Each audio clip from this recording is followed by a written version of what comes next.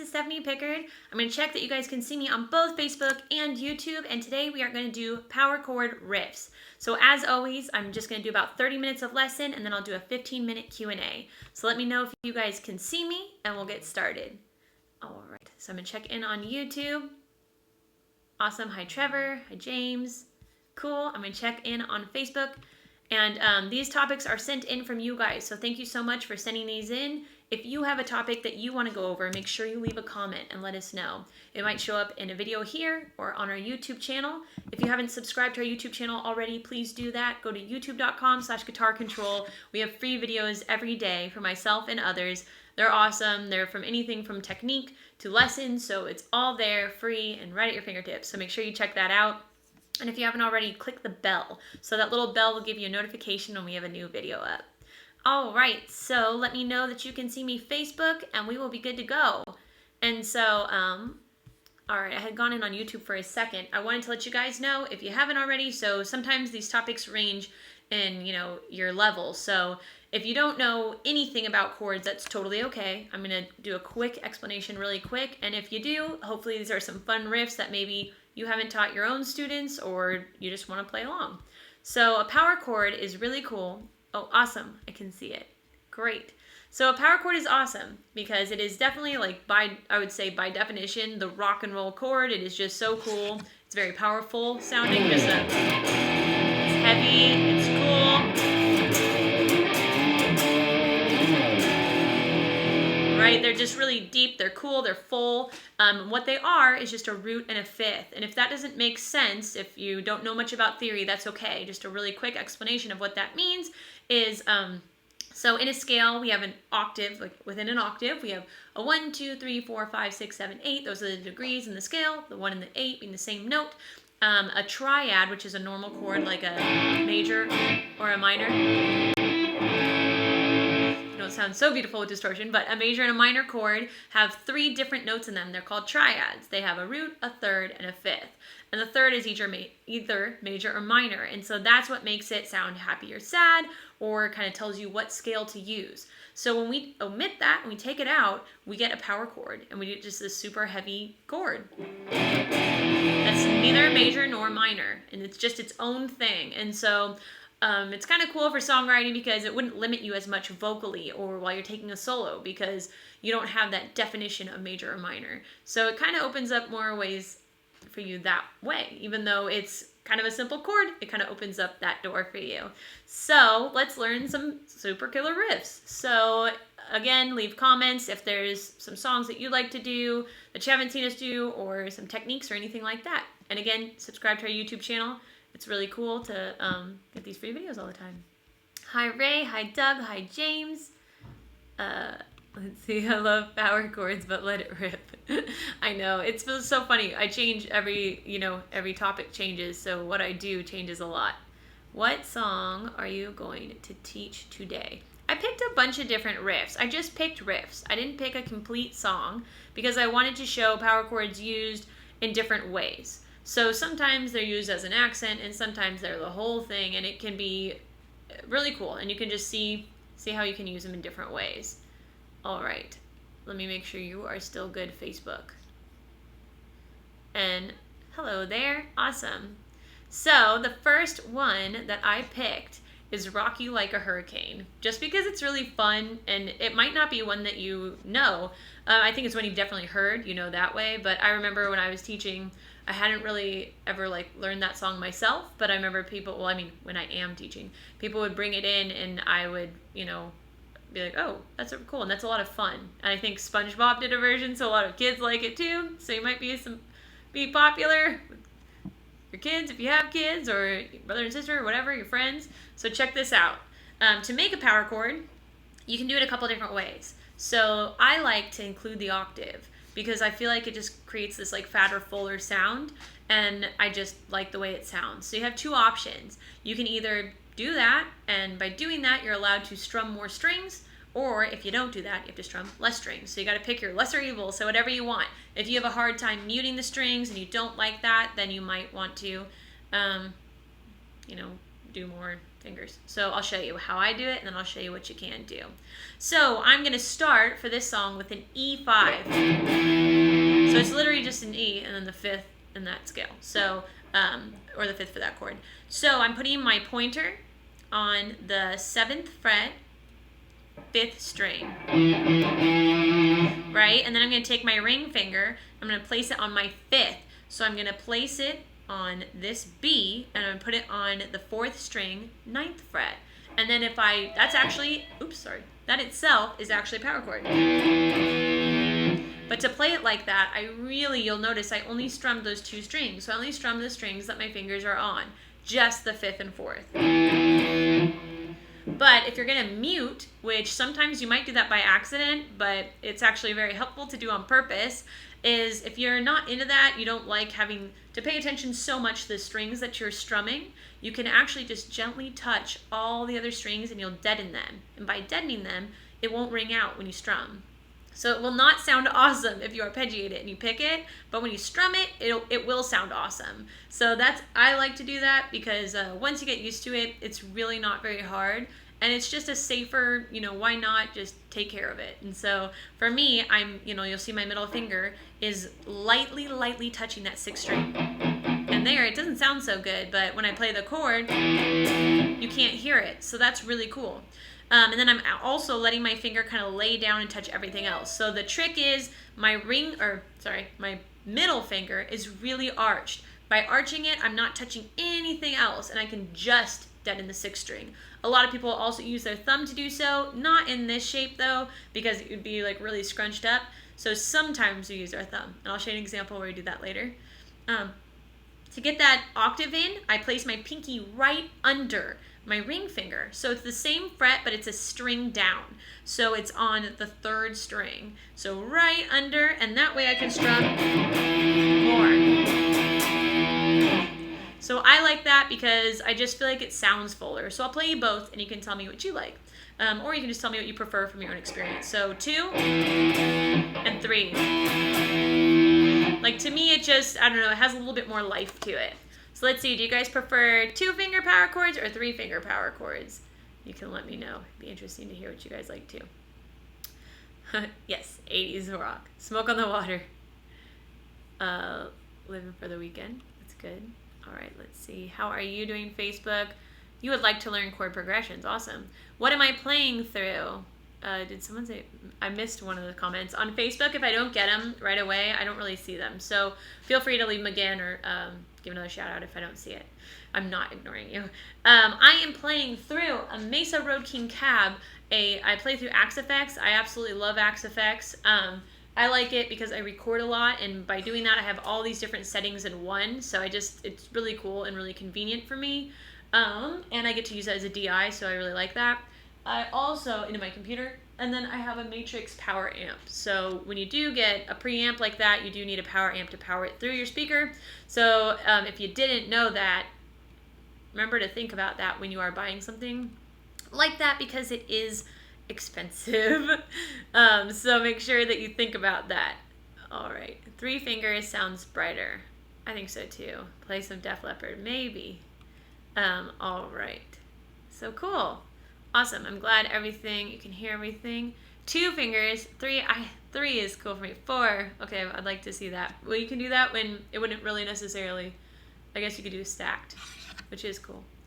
All right, so, but yes, I just like 3. Once you get used to it, again, it's really easy. I would mute, honestly, either way, just because for me, I don't know, if I'm on stage or if I'm just jamming out, it's not really fun to be thinking about exactly where my fingers are placed. I just want to kind of have fun and rock out. So for me, I don't really want to be stuck paying attention to exactly where my rhythm hand is. I like to have a little bit more freedom like that. So yes, I agree with you, James, on YouTube. And I agree with you, Ray. I also agree that 4 can be cool. He's talking about when you take a chord and you go. That's also a cool trick to make something heavier. So just extending. All right. right, so let's go ahead and get back to this riff. So grab your guitars if you haven't already. I am in standard tuning, so it'll be easy to follow along, and I have fret markers today, which is always a bonus. I know nobody likes it when I don't, but I do, but you guys don't, so that's cool. That's a good point. So go ahead and grab your guitars, and let's learn this riff. So the chords that I'm doing, and if you did some of your homework from a couple weeks ago and you learned your note names, that would be awesome, because you know what chords I'm playing just by looking at the root. So my root is my pointer finger in this case, and I'm going, here I am, right? So I don't think that song has ever been sang with a voice that high, but it works, I guess. So E, that's E5. So 7, 9, 9. So 7th fret, 5th string with my pointer finger. Then I take my ring finger and I place it on the 4th string, 9th fret, and my pinky right under on the 3rd string, 9th fret, and then I'm muting with my middle finger, and I'm muting by just letting my fingers just relax. They're just barely touching. And you can also mute with your palm muting hand and get a different sound. But in this case,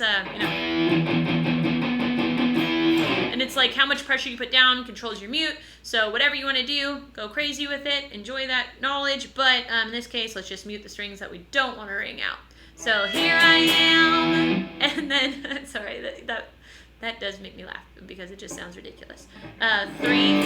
So 3rd fret, 6th string is a G. So G5. So 3 times on E, 2 times on our G5, then 2 times on our A5. So G5, I do the same exact shape I did when my root was on the 5th string, but now I'm moving it up to the 6th string. So now I'm on the 6th string, 3rd fret with my pointer. My ring finger comes down onto the 5th string, 5th fret, and then my pinky goes to the 4th string, 5th fret.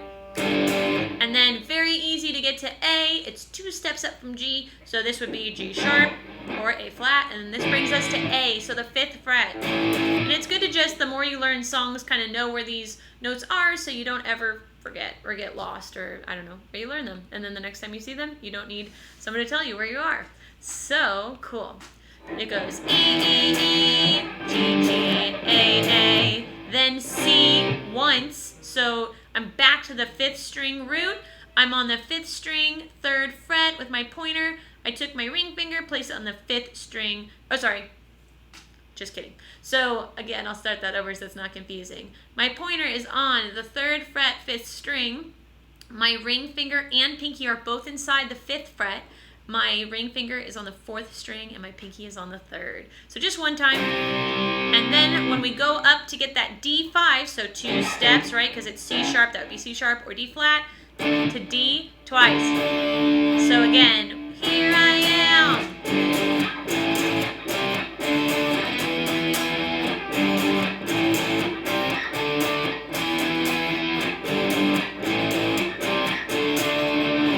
So that is a really fun riff and a really cool way, if you're new at this shape, to just kind of move it around. So going again, 7th fret, right? 1, 2, 3, and I'm also shaking the strings.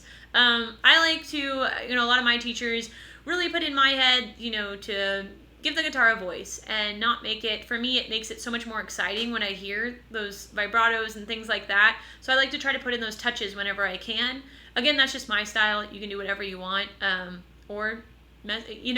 honestly, will sound different no matter what, because your vibrato is going to sound different than mine.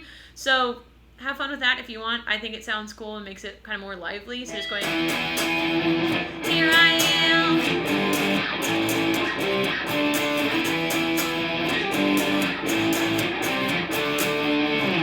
So there's that riff. Let me know if that was easy or hard, if you liked that riff. And I'll check in on you guys, and then we'll go to our next one. Ronnie says, sup. Sup, Ronnie? All right. Rock you like a hurricane. Oh, thanks, Matt. That's so cool. 1, 2. That's awesome. Well, thank you, guys. That's very cool. I'm glad you liked that one. So, my next one, let's see. I can't decide which one I wanted to do next. If we should go harder or easier. Maybe just because I really like this one, I'll do this one. I wanted to do Enter Sandman. So I love Metallica. I can't help it. They're so cool. You probably can't help it either, so that's cool. I just found, I don't know, whenever I listen to them, especially when I was younger, I'd always write a lot after I listened to them, and I learned a lot about songwriting from them because, almost all their songs are in the same key, which is incredible that we still like all of them, and that each song is that different, and how they truly work together as a band, and they layer things in, and you can hear that especially in this song. So, especially with that open riff, when we hear that,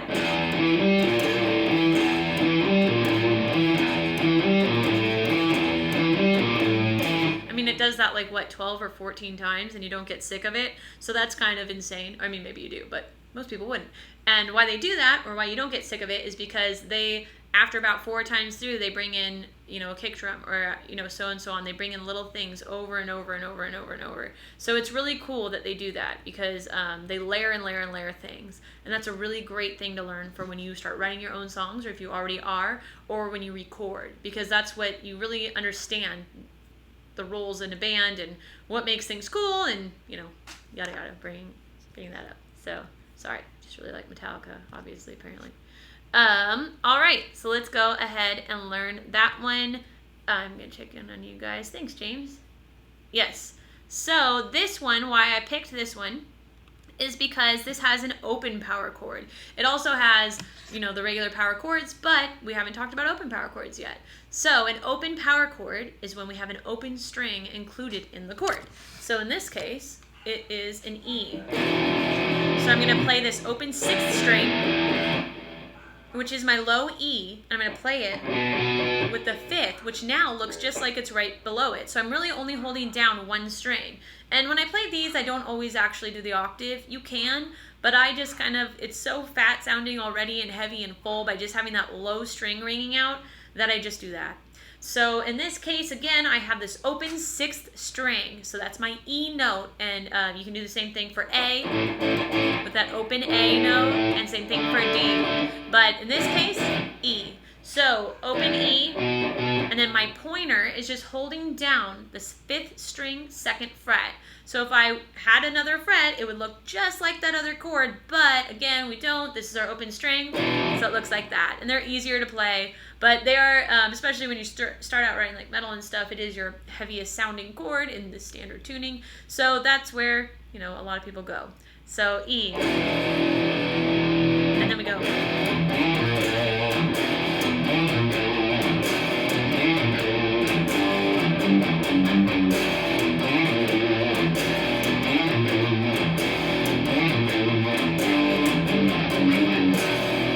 That's actually the chorus. I kind of fast forwarded. I probably should have done the first part. But the first part is where we go like this. 1 and 2 and 3 and 4.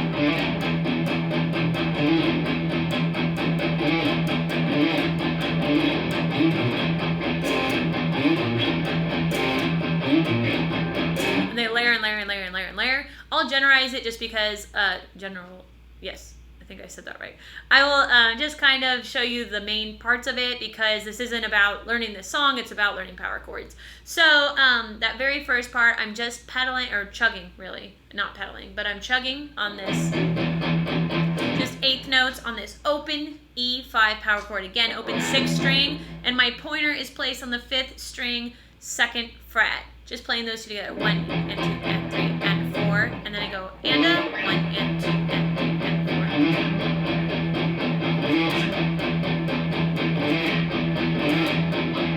And I thought that would be kind of fun for you guys because it still has a tiny bit of a lead in there. So just chugging along, 1 and 2 and 3. And like I had said earlier, when you can palm mute with both your hands, now I'm actually doing it with my rhythm hand. So when you want to do that with your rhythm hand, you just simply that didn't help at all. You simply karate chop your guitar. And by putting that pressure on, instead of having this loose sounding chord, I have this. And the harder I press down, the different tone I get. Like the tighter it sounds. So you want to just kind of mess with that. So go ahead and mess around with that. All right, let me check in with you guys before I continue on this one. That's funny. All right. Awesome. Cool. Okay. So Let me go back to where I can see that you guys can see me. Cool.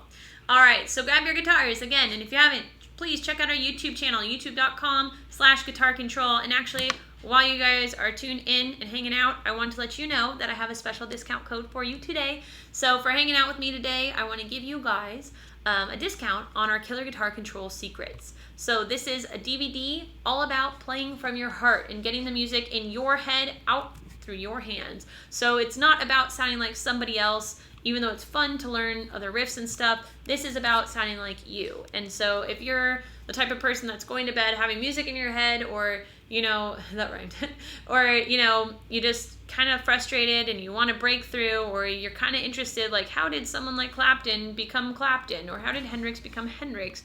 Or Metallica become Metallica? How did James Hetfield and Kirk Hammett do this? Like, you know, Alexi Laiho, whoever you like.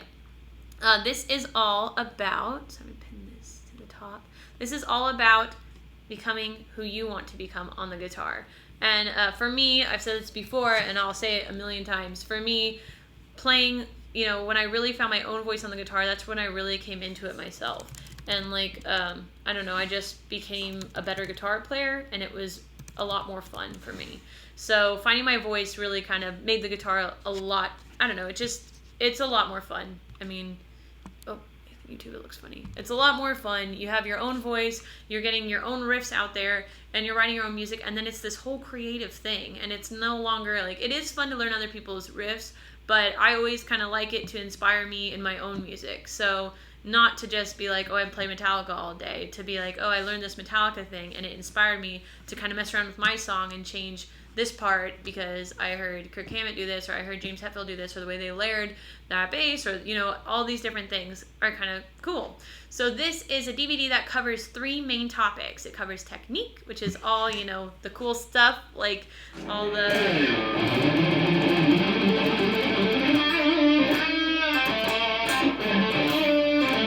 like the speed picking, all that stuff, you know, any like little sweeping stuff. Sorry, my ring was moving. Any little sweeping stuff, hammer-ons, pull-offs, legato, whatever you want to do, that is all technique. So, and vibrato, I would say, is the most important. And then you're going to do fretboard knowledge, which is kind of when I explain some of the theory to you guys. Just knowing your guitar neck, your chords, your scales, your arpeggios, and then hand-brain connection. So getting what's in your brain out of your hands. So this is all built to make you the best you, and this is all for the player that wants to be themselves. So as funny as that sounds, this is a great DVD, and you should check it out. And because you hung out with me today, I want to give you this. So I am going to throw that in one more time to both accounts just to make sure you have it. I know the chats can go kind of crazy, so here you go. YouTube, I'm going to give this to you. And again, as always, thank you guys for hanging out. I really appreciate it. It's really great to see the same people every week.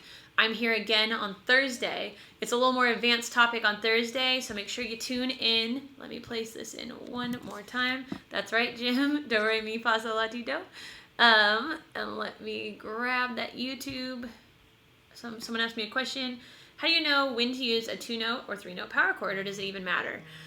You know, honestly, I don't think it truly matters. I think it's personal preference. So, I mean, it depends. Say the song required you to, like, use your pinky to do something after quickly, or there's some kind of weird transition, then you might want to really be like, okay, I should definitely use this one versus this, etc. But in this case, or in a general case, just use whatever you like. I prefer 3 because I think it's fuller. So I would prefer 3. I hope that helps answer your question. But when I play those open ones, I didn't, so you never know. All right, let's get back to that.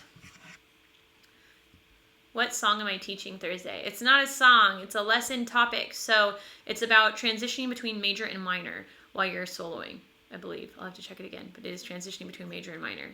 So check that one out. That'll be a lot more advanced. All right. Cool, so let's get back to our song because we're actually almost out of time. These go by so fast. So we actually only have 6 more minutes of lesson, and then it's Q&A time. So you can ask me whatever questions you want, and then I'll be back on Thursday. So let's go back to our riff. Let me pull up this so I can make sure you see me. So 1 and 2 and 3 and 4.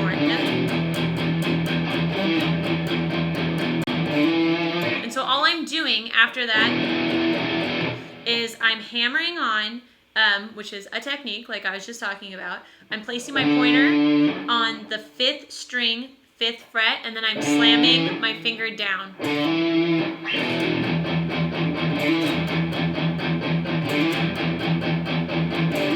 So that's a lot of fun. It's really cool. It's a good way for you to kind of get to have some fun playing some lead and doing some power chord.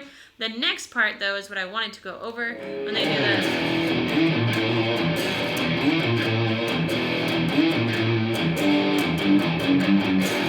I think that part's really cool because it's kind of quick, and we're doing both versions of the power chord. So let's go ahead and start with and I really like that chorus. I just think it's so fun to play, and really, I think I throw a lot more vibrato on it than Kirk Hammett does, but I think it's fun. Mine probably sounds more like Zach Wilde, but I think it's fun. So this, just open E power chord, what we just learned. So open 6th string, and then my pointer on the 5th string, 2nd fret, twice, and then I slide with my, just kind of from anywhere, I kind of slide around 3 to 7, actually even 2, and then I use my 2nd finger, my middle finger, that's what I do, and then I have my pointer ready to grab the 6th fret, 6th string to the 5th fret, 6th string. So I go, and I give a lot of vibrato on that 5th fret, so 6th string, and then we repeat it, right? We go. So after 3 times, I go G5. So we actually did this in our Scorpion song too. So I place my pointer again on the 6th string, 6th string, 3rd fret. Then I take my ring finger and I place it on the 5th string, 5th fret, and then my pinky right under. So I go. I'm gonna move between this G5, and I'm using the 3-finger version, and this F sharp 5, so just down a half step on the 2nd fret. So I go G5, and then to get that E5, which happens in between all of those notes, instead of jumping up and going, we actually can just lift our pointer, and because it's that low open string, you still get that satisfying like low sound, and you can just hit it open. So I go G, open, 2, so 2nd fret, F sharp, G, F sharp, into E. So again it goes, so play it slow.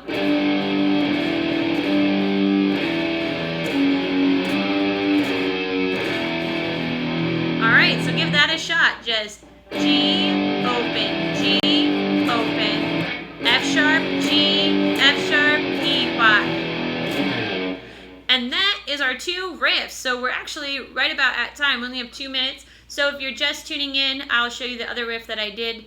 And I had all these riffs. I had like 5 riffs, but it does take a little bit of time to explain them. So thank you guys. I really appreciate you hanging out. So again, that first one that we did was Rock You Like a Hurricane. And it was just E, G, G, A, C, D, D. So it was the E, you know, we had the E here, our open E, but this case, we did an E power chord rooted on the 5th string. So I did 7, 9, and 9 for my notes, right? 7, 9, 9, pointer, ring, pinky, and I just went 3 times, and then I sang it really high pitched, like, here I am, and then G, G, 6th string root, A, 6th string root, C once, 5th string root, D, D. So here I am, rock you like I can't, sorry.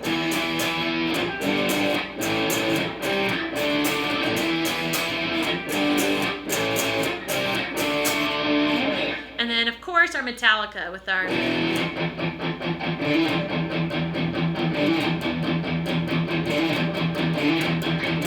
so I did that normal one 3 times, then we sped it up by going one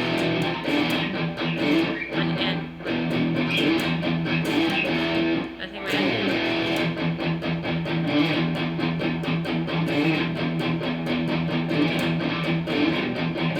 and then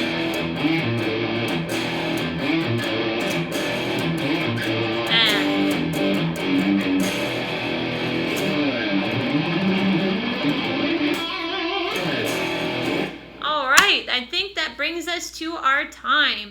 So let's check. We are there. So awesome. In 10 seconds. So again, thank you guys. Check out that DVD code. I will drop that in one more time, and feel free to ask me some questions for the next like 10 to 15 minutes about whatever. So I'm going to drop this into Facebook. Oh, thanks, Jeff. That's awesome. Alan wants more the scorpion. I've been having problems with my shoulder, getting sore on my fret hand when I play. Anything to help? So I'm gonna drop this code in for you again. So, Alan, I had a really big wrist injury. Your shoulder.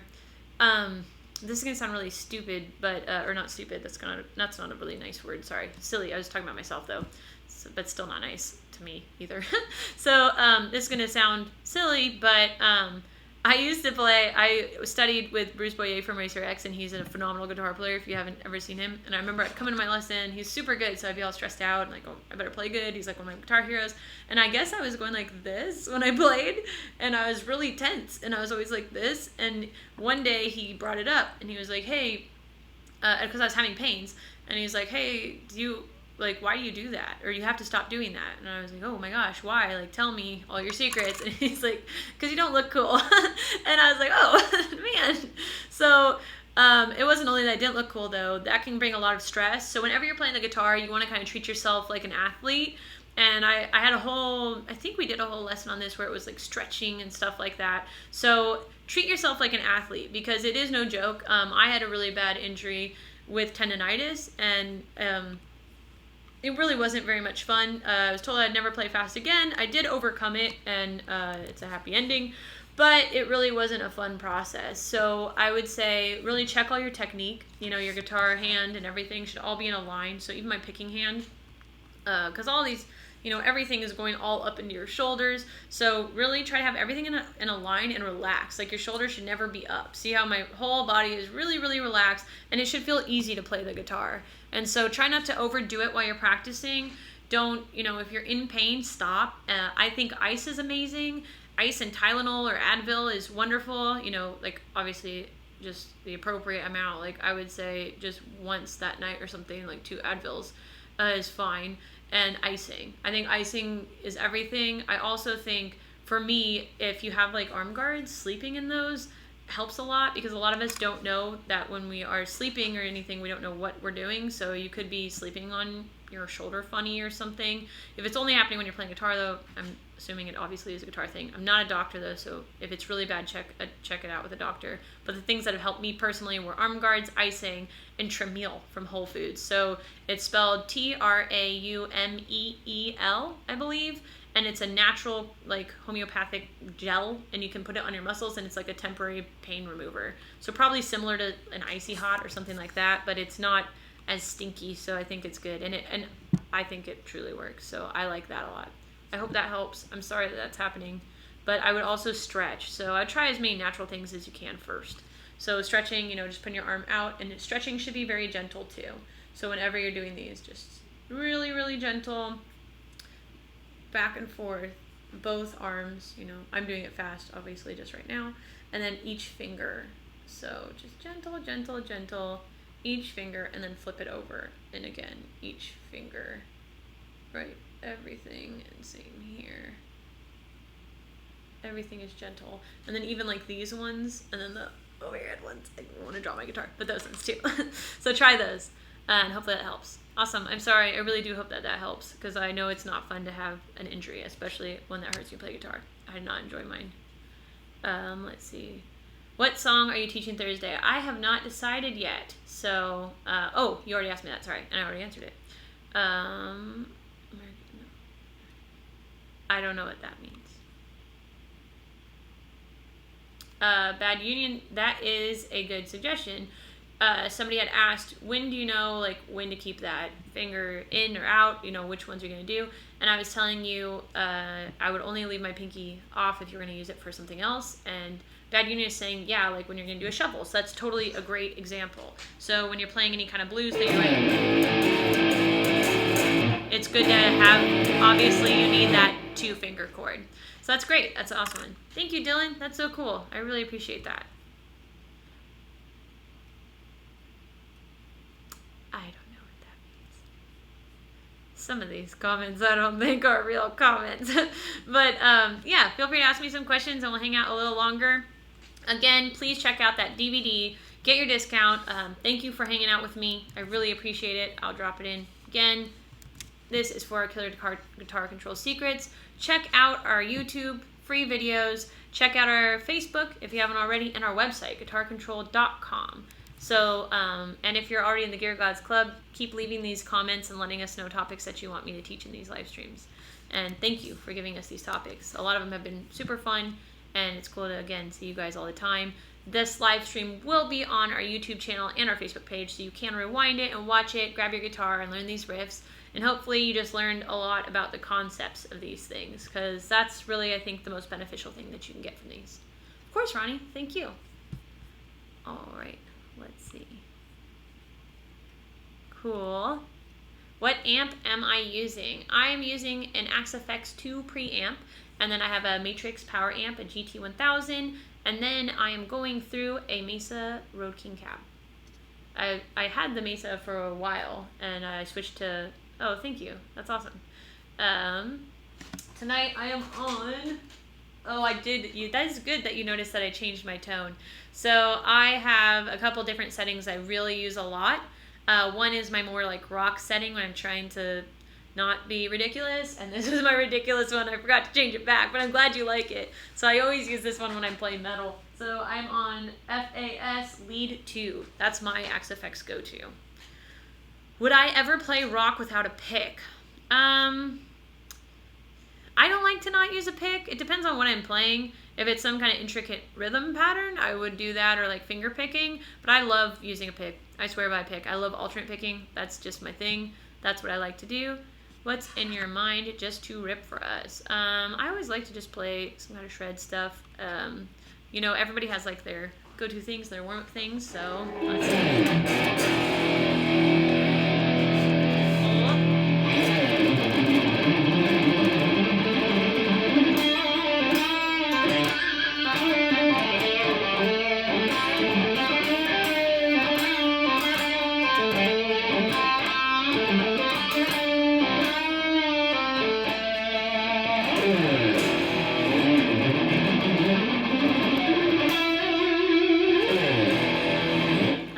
Something like that. All right. No, I would probably not play rock without a pick. Thank you about the tone. Facebook, I'm going to check in on you guys. All right. So, thank you guys. I really appreciate it. I'm going to give you guys your code one more time. Thank you for hanging out with me. Yes, I do like a pick, and if I'm just jamming, I always like any kind of speed picking thing.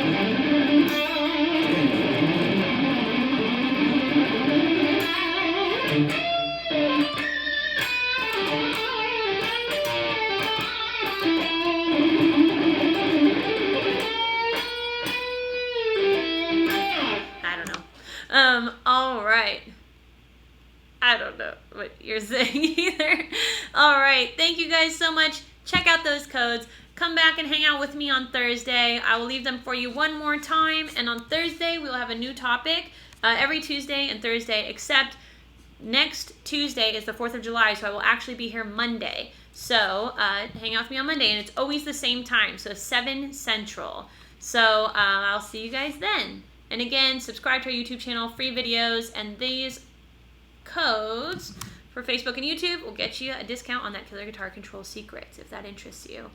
All right, guys, so thank you so much. Oh, I think I cut off my face for YouTube, sorry. All right, so I will see you guys soon. Who needs fingers? Oh, yeah, I use really, really thick picks. These are 2.0s. All right, see you guys. Thank you so much. Tune in.